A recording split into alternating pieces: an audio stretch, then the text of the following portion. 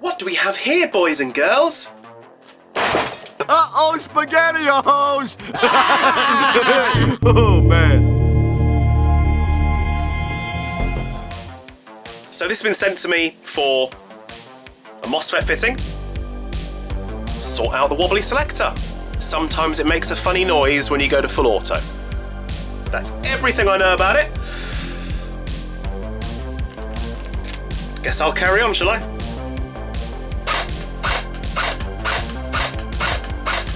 Doesn't sound bad at all. That's not the right wiring. That pin's been knocked out. And there's cobweb on it. 0.2's in the mag, hop set for 0.28s. 239, 240, 240, 241, 241, 242, 237, 239. Full auto. Doesn't feed in full auto. So, this one has been worked on before by somebody else, and the gun sounds good. It doesn't feed in full auto for some reason, I've got no idea why, but the gun, semi-auto, gorgeous. Absolutely gorgeous, but yeah, the power's fucking low. That's just a spring upgrade. From what I understand, the internals have already been done. What I'm seeing with this particular MOSFET, whatever it might be, I don't know. I'll check it out when I get inside the gun. I don't think I'll ever have to open the gearbox because it sounds really good, and from now that I know who's done the work, I'm happy enough that I don't need to open that up. Really is a shithole design. Absolutely fucking horrible.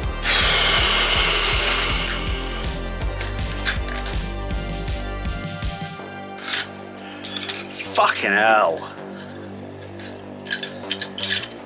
Just an absolute shithole of a design. An absolute shithole of a design. Like, what the fuck were they thinking? Okay, let's chat volume.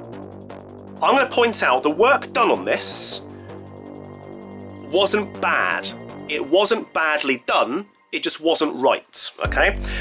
Whoever built this, you know, it looks like the MOSFET wiring, correct me if I'm wrong, and I've told my customer correct me if I'm wrong, VFC used black mini Tamiya. They've got a MOSFET or a fusey something held about here, and the wires are not these wires. However, this is a VFC unit, and it's been wired in perfectly fine. Perfectly fine. But we are changing that out to a Perun, it doesn't matter. Which means I can fuck all this nonsense off. When you're building something, you've got to think about what happens if you've got to go back inside it. Sometimes I've built guns that I'm absolutely fucking, yep, I'm so pleased with this, and then I forget something really stupid, you know?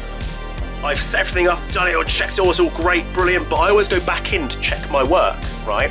But sometimes I might accidentally leave something stupid out the gun, and everyone does it, you know, you just leave the spring off the tappet plate, you forget to clip it on, and you go, fuck! Or the nozzle's not on the tappet plate, and you go, fuck! And you go, ah, shit, you've got to go back inside the gun. You have to make sure you can get back inside the gun. And so when you've got these threaded through here, and you know, nicely soldered, but through here, you're going back, you've got to fucking do something stupid to get back in it. If you're going to do the work, just make sure you can get back in the gun. The teeth here have been removed at the back here. Now, like I said when I first pulled the trigger, on a 7.4, that doesn't sound too fucking bad. The shimming was good, everything about it was good. However, let's chat volume. So that was the setup. The rack's been taken out, it's all been done, you know, it's been AOE corrected, and all these things that people do. Tiny problem, tiny problem. The amount of teeth taken off the back here is too many fucking teeth. So let's talk some volume, right? When the piston goes back, that's as far as it needs to go because you've got air venting out until that point there, right? So you've got that much volume. That's correct for that length barrel, which is a 300. That's correct. But as soon as you throw that into the mix,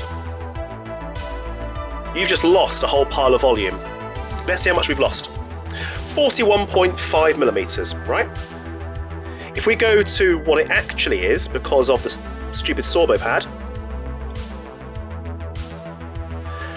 36.1. So if we measure that pad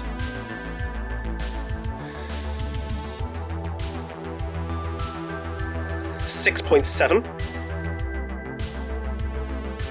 And then, how many 6.7s can you fit in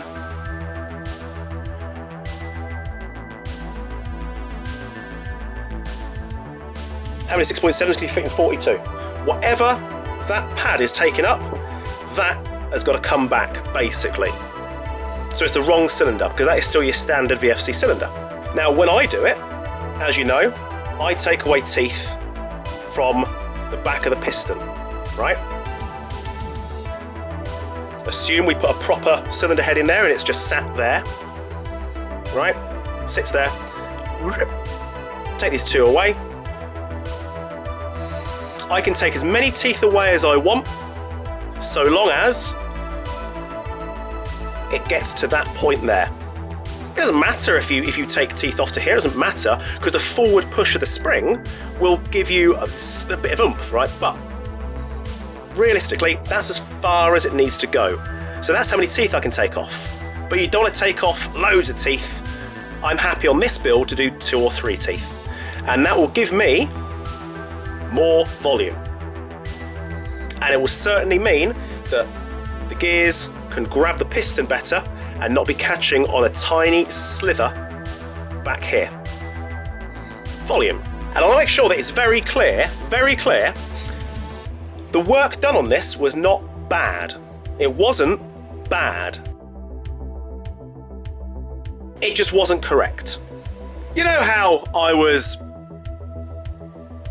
pointing out that the MOSFET that was in there had been rewired, and it wasn't, you know, terrible. It was not a bad job in any way, but I'm just pointing out it had to be rewired. So I've just opened up my very last front wired V2 Perun, and in the box was a rear wired Perun. So I've got to rewire a Perun. That's called karma. Ready?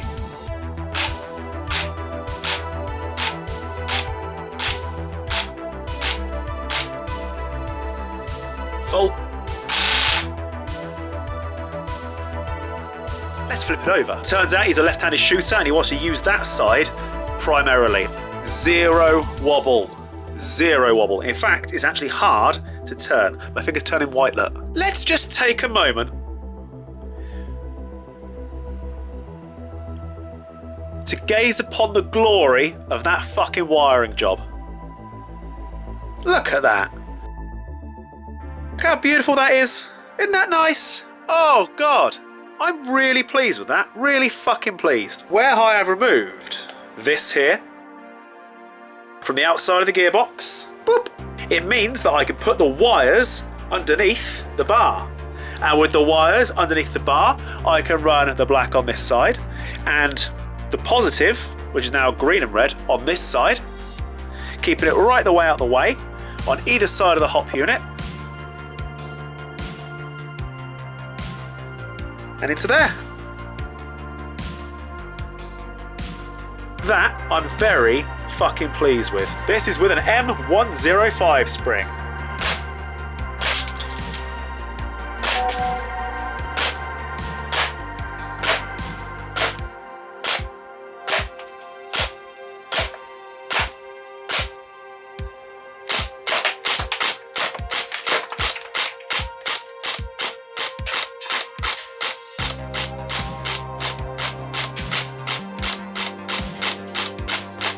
So there we go, kiddies. I am more than fucking happy with that, because I can't fucking believe I didn't have any front fucking wire fucking Peruns left. And that really bugs me, because I don't have to fucking... Literally, if you are going to take that risk to rewire a fucking Perun or an Asta or a Titan or any of these fucking things, you are taking that risk. And one little tiny slip, you get it too hot, anything like that, it's wasted, it's fucked. So I'm glad that came out really well, because that had potential to cost me a lot of money. Now, for absolute clarity, the job that was done on this, the shimming, this is all before I got it, the shimming was brilliant. The motor was in wrong, yet it was on there, and in there, amazing. I don't know how they got the motor to line up, because it's hard enough to get these fucking motors to line up properly. let alone with the wire that was, you know, very slightly too short, up the wrong, however they did that, fucking hats off to you, because that was a stroke of genius. That must have taken some real fucking effort. Barrow and hopper set up perfectly. Everything about it was right, apart from this bit here. Wasn't right. Now, it was working. We're not going to speculate on how long it'd last, because no one knows. That may have lasted forever. But, volume-wise, with the original spring, once I did it my way, I went up by 33 feet per second, I think. Not a lot, but fucking enough, you know? But obviously now it's firing more snappily. That in turn is helped by the fact we were using the Perun, and it does have just, I'll probably, you know, fuck me, it's a little bit of precock, it's not a lot. But it is quieter, a lot quieter, and that is from where the motor is now sitting in perfectly. But it did sound very, very good before. The work done to it wasn't bad, it just wasn't correct. And there is a difference between bad work and not set up perfectly. Set up and bad are two very different things. Now the shooter is left-handed, and he's asked if we could make it so that the main selector he uses is this side. Now that's the slave side, and that's not a good idea. But I found a way of doing it so that that is still tight, and you can just use that one if you want to. Like I always say, use both of these at the same time. You really should. But look at that. Now this is a new way. I suddenly thought about it. Hang on, I'll try something new. I said to the guy, I'm going to try something. All right. I'm a bit of a cunt, so if he just said no, I'd have done it anyway. But look at that. Literally.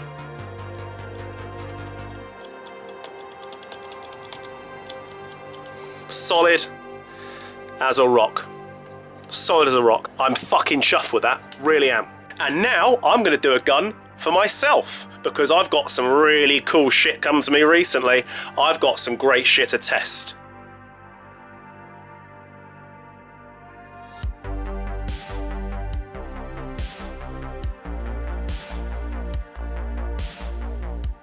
And this is what the end result is. Now, this entire gun has come out of my bits box.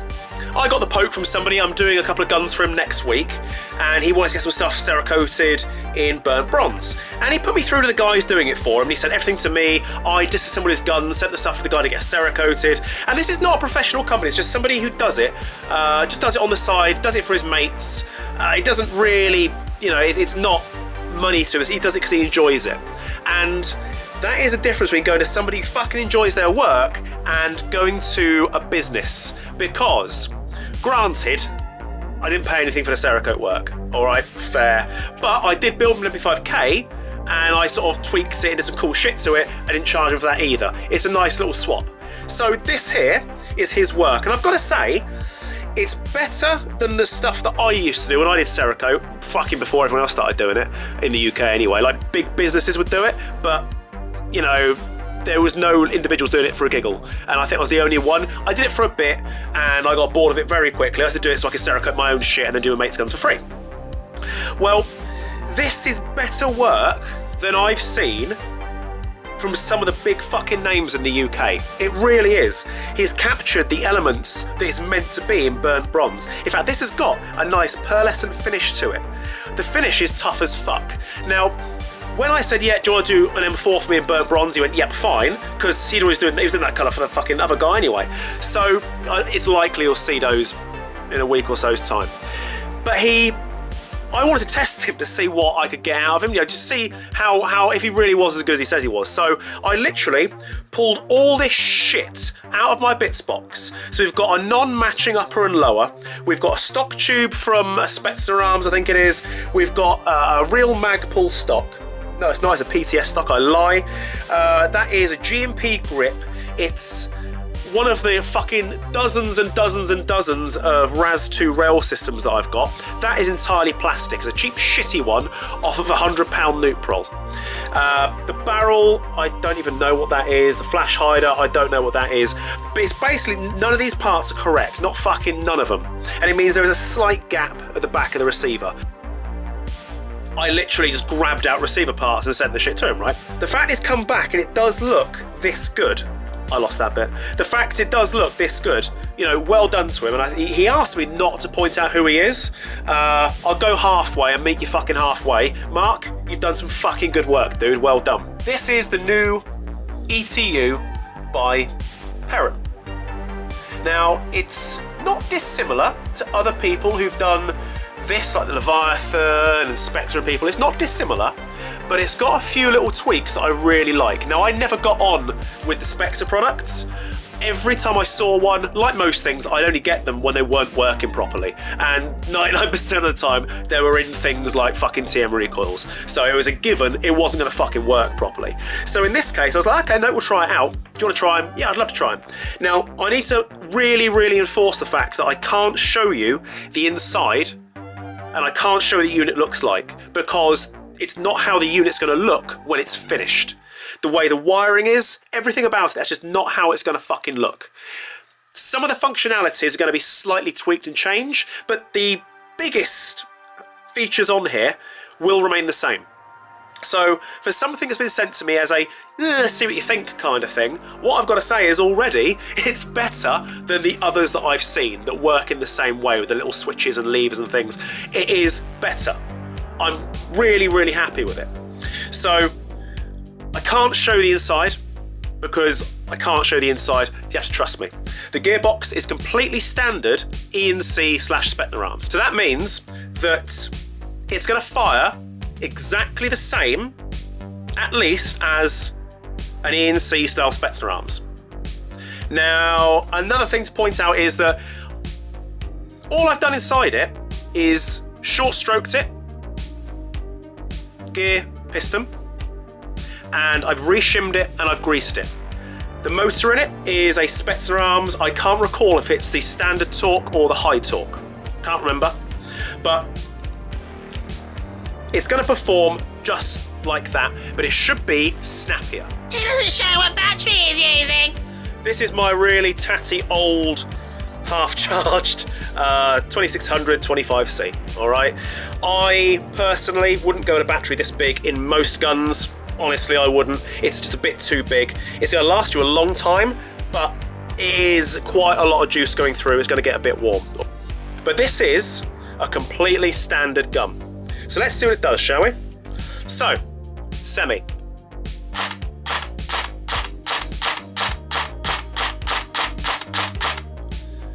I've got this currently on 3-shot burst. Now let's bear in mind, this is a standard ENC/Spectre arms gear set. If they're not shimmed properly, they break. Okay, they need to be shimmed properly or they break. Bear that in mind. That is why I've re-shimmed the gun, not just used a completely standard setup. I've also short-stroked this by 4 teeth. So the power coming out the end is a little bit low. It's doing like 260, 270, all right? Bear that in mind because it is short-stroke, but it means the spring inside it is an M100, okay?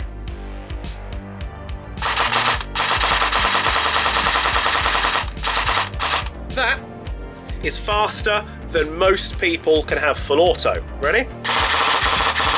Okay. That also means that this does give people the option to be a cunt. And you know how I feel about DSG and how I feel about binary triggers and Speedy Boy bullshit. So, it's fucking cool. Let's fuck off the 11.1. So let's try it with a 7.4.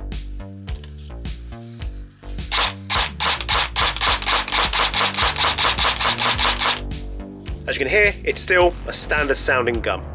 But that is entirely down to the fact that this has got a very cheap standard motor. But what if I had a different motor in it? Who's to say? I might be able to put a different motor in. But what kind of motor could I put in one of these to test? If only I had something lying around. Other people have been testing these with things like Titans and blah, blah, blah. I've got the opportunity to test one of these with something that nobody else has been able to test with. And I think I'd be stupid not to test that out.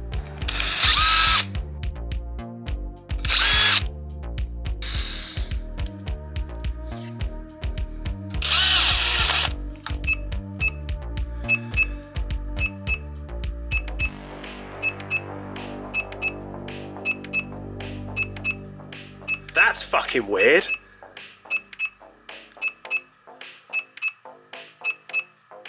That's really weird. How freaky is that? What sound is that?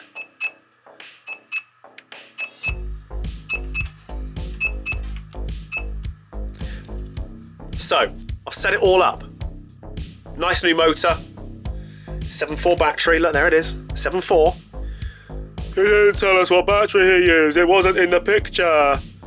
What a fucking shame. Are we ready?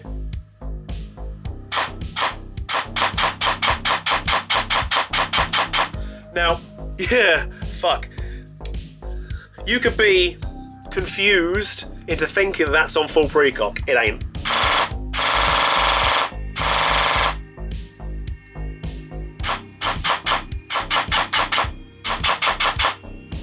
That is awesome.